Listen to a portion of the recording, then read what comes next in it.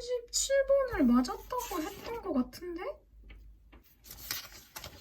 아닌가? 아까 순서별이 또 있구나. 아닌데? 아, 순서별 여기도 있구나.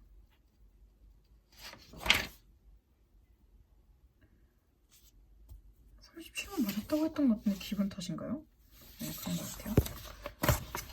37번을 보겠습니다. 37번. 자, 한 회사는 결정 내리고 있어요. 그죠? 뭐 할지를요. 투자할지를요. 어디다가요? 조선이요. 조선에 투자할지를 결정 내리고 있습니다. 만약에 그것이요.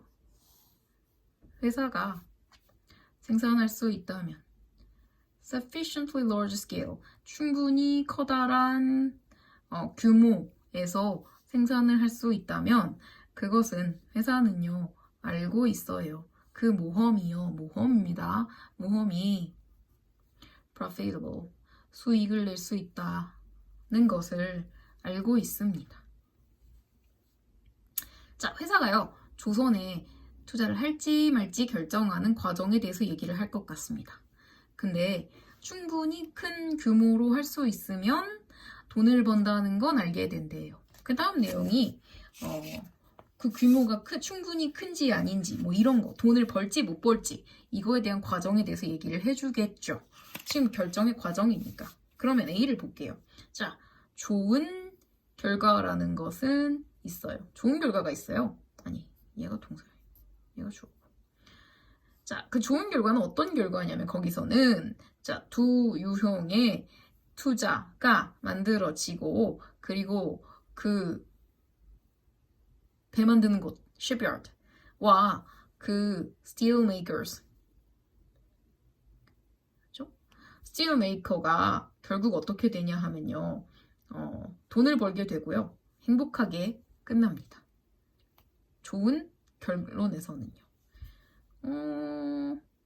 그럴 수도 있을 것 같아요.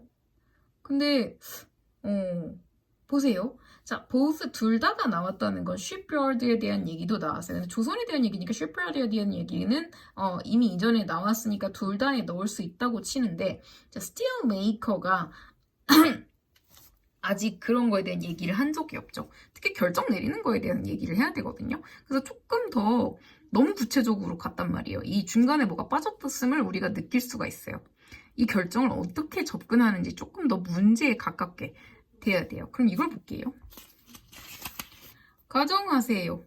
뭐라고 가정하냐 하면, 자, 이 배 만드는 장소라는 것은요, 이 조선사라는 것은요, 그 유일한 잠재적인 손님이라고, 누구의? of steel, 철강의 유일한 손님이라고요. 뭐예요? 아니, 손님이 아니라 소비자요. 유일한 잠재적 소비자라는 것을 가정을 하세요.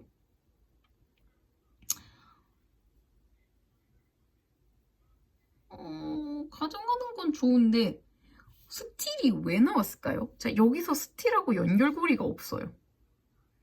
난 뭔 소린지 사실 이해가 잘 안 되려고 하거든. 그러니까 없던 얘기가 갑자기 튀어나왔을 때, 그죠? 아니, 나올 수 있거든. 원래 하나씩 가져다가 소개하는 형식으로 나올 수 있는데 여기는 갑자기 얘가 유일한 소비자라는 것을 가정을 하십시오. 이렇게 얘기를 해버려요. 하나 더 볼게요. C를 봤더니 그러나 하나의 핵심 인풋이라는 거는 뭐냐 하면 저비용의 철강입니다. 강철이라고 하는 게 맞니? 스틸, 하여튼 쇠야, 쇠. 죄송합니다. 네, 고급스럽지 못한 표현, 쏘리. 근데 어쨌든 저비용의 강철이에요. 그리고 그것은요, 이 강철은 반드시 생산되어야만 하는데 근처에서 생산이 되어야만 합니다. profit이라는 게 나올 땐 input, output이라는 표현이 나올 수 있어요. 그래서 그 profit이 어떤 수익이기 때문에 뭔가를 투자하고 그거에서 뽑을 수 있는 어떤 이윤, 이익, 결과 이런 거를 생각했을 때, 자, input이라는 단어 어색하지 않고요. 어떤 핵심 그런 input이라는 건 필요한 것, 그런 것은 낮은 비용에 값이 싼 쇠입니다. 그리고 그것은 근처에서 만들어져야만 합니다. 이거가 투자에 대해서 고려할 때 첫 번째 할 수 있는 상황 아닐까요? 그럼 그 뒤를 조금 더 읽어볼게요. 그 회사의 결정은요, boils down. 근데 끓어서 점점 차분해지고 있어요. 이제 뭐를 끓이다가 불을 끈 거를 생각해보세요. boil down입니다. 그래서, 자, 여기로 이렇게 좁혀질 거예요. 차분해질 거예요. 이것은 뭔지 땡땡 이렇게 지금 잘 안 보이지만, 자, 콜론을 통해서 부연 설명합니다. 만약에 있다면요. 철강 회사가 근처에 있다면, 하세요. 갑자기 동사로 시작하네요. 어디에? 조선에 투자하세요. 잘 보세요. 세미콜론 나왔죠? 아니면 하지 마세요. 투자에 대한 얘기 계속하는 거 맞죠? 자, 아까 투자에 대해서 투자를 할지 말지 하려고 했는데 일단 첫 번째로 키 인풋이라는 게 존재하는데 이것이 근처에서 값이 싼 철강이 생산이 되는지 여부입니다. 그래서 근처에 만약에 있다면 하세요. 아니라면 하지 마세요. 첫 번째 고려해야 될 점이래요. 근처에 재료 만드는, 원자재 만드는 회사가 있어야만 해요. 그리고 나서 이제 그러면 1번은 통과했다는 얘기겠죠. 첫 번째, 자, 값이 싼 스틸 회사 만드는 공장이 근처에 있다면 그 다음에는 고려하십시오. 이제 무엇을 고려해요? 뭐가요? 잠재적인 이 철강의 투자자 in the region, 그 지역 내에 있는 잠재적인 철강의 투자자의 생각에 대해서 생각해 볼게요.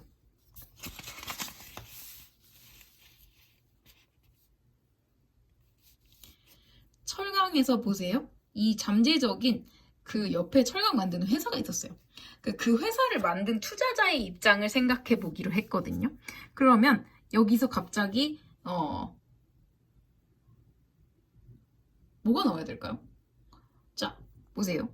그 조선소 배 만드는 곳이 유일한 잠재적인 손님이에요. 이 철강 만드는 곳에. 그럴듯하지 않나요? 그럼 이거 볼까요? 좋은 결과가 있습니다. 두 유형의 투자자들에게.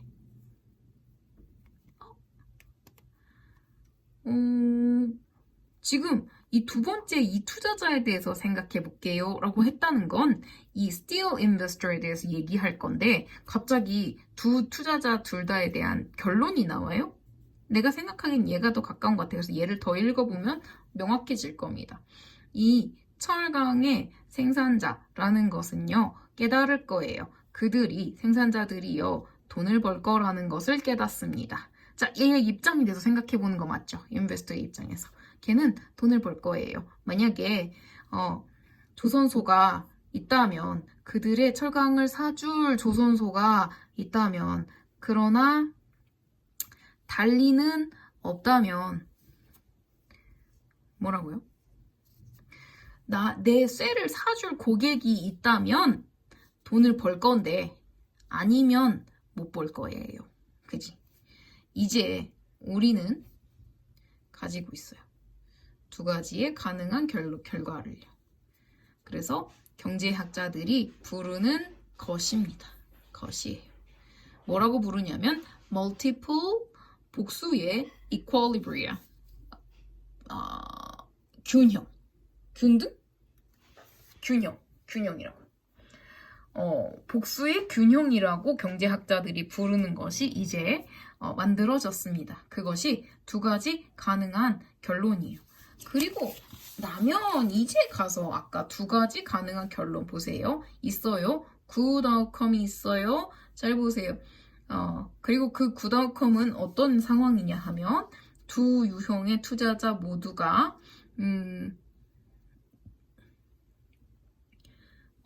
만들어지고 그리고 또 이 조선소와 이 스틸 메이커가 둘 다 돈을 벌고 행복하게 끝납니다.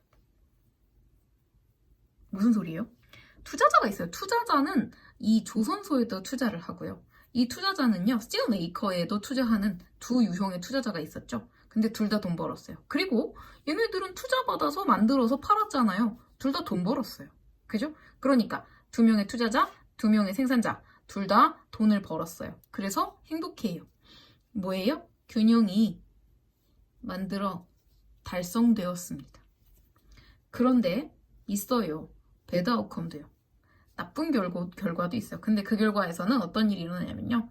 자, 둘 다죠. 이들은 둘 다입니다. 두 유형의 투자자 모두 투자죠. 두 유형의 투자 모두 만들어지지 못했습니다. 이 두 번째 결론은요. 또한 균형이기는 합니다. 왜냐하면 그 결정은요. 어떤 결정이요? Not to invest. 투자 안 한다는 결정은요. 강화하거든요. 서로를요. 무슨 소리예요? 어떻게 하면 투자 안 하기로 했죠? 근처에 살 사람이 없으면 투자 안 하기로 했습니다. 그리고 얘네는 어때요? 만드는 사람은? 스틸 메이커는 팔 사람이 근처에 없으면 난 돈 못 벌어. 돈 못 벌면 투자 안 하죠. 상호적이에요. 얘가 투자 옆에 서로가 붙어 있으면 투자할 수 있고 안 붙어 있으면 없으면 투자 안 할 겁니다. 두 가지의 가능한 결론이 있죠. 거기에는 4명의 사람이 연루됩니다. 메이커, 그죠? steel maker, ship maker, 그리고 steel making investor, ship making investor. 2명의 투자자와 2명의 생산자가 있습니다. 저 뭐 회사인데 2명이라고 했어요. 알아서 들으세요. 미안해요. 그러면 자 37번의 순서는 어떻게 되겠습니까? C가 가장 우선이고요. 그 다음 B고요. 그 다음 A예요. 답은 5번이 되겠죠. 순서는 전에 얘기했죠? 자, 좀 안 될 것 같은 놈을 꼬투리를 자꾸 잡아야지. 얘 뒤에 얘가 말이 돼? 이게 돼? 이게 이상한데? 연결이 자연스럽지 않은데?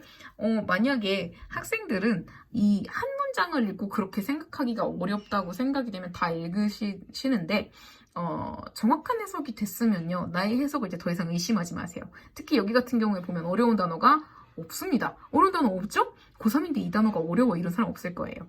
이건 어떤 사고의 과정이기 때문에 그냥 한 문장, 2문장 정도를 가지고 내가 한 것처럼 논리적으로 유추를 하면 됩니다. 앞에서 이런 얘기 했으니까 뒤에 이런 얘기 하겠지는 우리가 국어를 읽을 때도 이 정도 추론은 하면서 글을 읽거든요.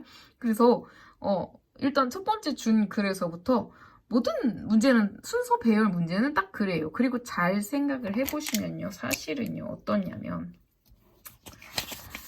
사실은요. 이제 비슷한 맥락의 문제예요. 순서 배열과 문장 삽입은 비슷한 맥락의 문제를 만들 수 있는 이유가 뭐냐 하면 자 여기 처음에 보기에 주어진 이 문장 있죠. 이 문장과 사실은 but부터 그죠? 여기까지는 연결이 될 겁니다. 왜요? 이건 누구의 얘기냐면 shipbuilding에다가 투자하는 투자자의 이야기입니다.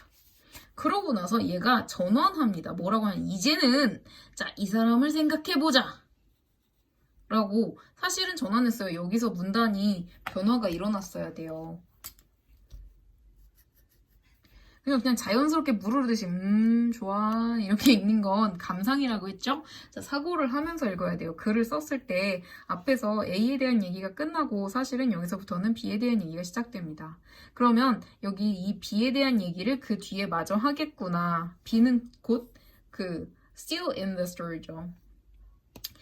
그거에 대한 얘기를 해야 되는데 그거에 대한 얘기를 A는 안 하고 띄워놓고 둘 다 돈 벌어요, 행복해요. 이상하단 말이에요. B를 보면 자 그러면 이 사람은요 이렇게 생각하면요 이렇게 제작자는요 돈을 벌 거야 안 벌 거야 라고 생각을 해요. 여기서 figure라는 단어가 뭔가를 알아차리다. 내가 이렇게 저울 양쪽에다가 이렇게 놓고 얘니 이런 거를 생각을 해서 알아차리. 여러분이 문제를 풀듯이 생각을 해서 알아차리다 이런 뜻이라는 것도 역시 같이 가져가 주시면 좋겠어요. 그래서 지금 여러분이 모르는 건 여러 가지예요. 영어라는 말을 잘 모르기 때문에 단어의 뉘앙스를 잘 파악 못했던 것. 그래서 이 단어의 뉘앙스를 잘 파악하려면 사실은 쓰여진 글로 하는 데는 한계가 있어요. 그거 하고 싶으면 쉬운 모의고사를 많이 풀어보면 돼요. 근데 지금 그럴 시간 별로 없다고 느껴질 거예요. 어려운 단어에 계속 집중을 하게 될 겁니다. 그래서 이 뉘앙스 사실 캐치가 고3은 역시 중요한데 이거를 그냥 한 문제 한 문제, 한 문장 한 문장을 정확한 번역을 하려고 노력할 필요가 있어요. 그래서 내가 자꾸 이런 걸 하는 거예요. 그래서 문장 해석은 시간 낭비가 아닙니다. 점점 여러분의 속도를 빠르게 올려줄 뿐만 아니라 또 자신감을 심어줘요. 그래서 여러분이 적극적으로 문제를 딱 보였을 때 적극적으로 달라들어서 팍 읽기 시작해야 되는데 그게 잘 안 되고 눈에 글이 잘 안 들어와요. 이런 현상은 자신감의 부족에서 오며 이 자신감의 부족은 내가 정확한 번역을 해본 경험의 부족에서 옵니다. 반드시 시간을 가지고 찬찬히 또박또박 번역을 하나하나 다 파헤치는, 지금 보세요. 이게 얼마나 지저분해. 이걸 다 파헤치는 이런 지경을 적어도 하루에 뭐 한 번 혹은 2번 정도는 해보라는 얘기예요. 그건 뭐 한 문장, 한 지문 파악하는데 뭐 한 10분? 이 정도 들여서. 무슨 말인지 아시겠죠? 그래서 이런 거를 지금 하고 있는 거예요. 자기가 한 거랑 만나보세요. 자, 수고하셨습니다.